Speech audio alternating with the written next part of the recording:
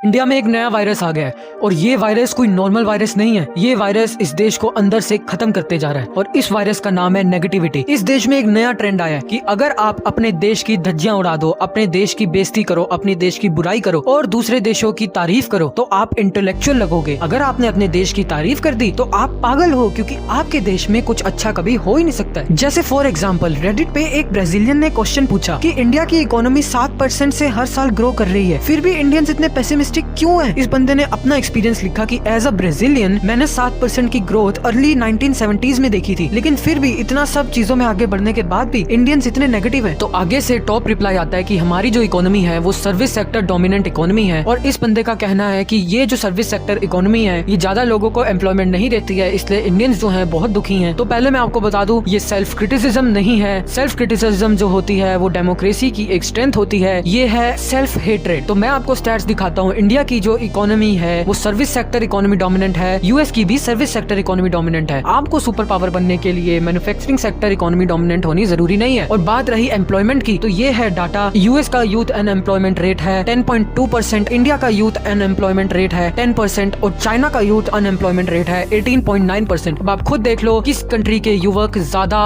Unemployed हैं, service sector वाले बेकार देश इंडिया के या मैन्युफैक्चरिंग वाले सुपर पावर बेस्ट देश जिसमें हर एक के पास राइट्स है, पब्लिक बहुत बढ़िया डेमोक्रेसी है, पब्लिक अपने देश की बुराई कर सकती है जैसे इंडियंस करते हैं, वैसे देश चाइना में।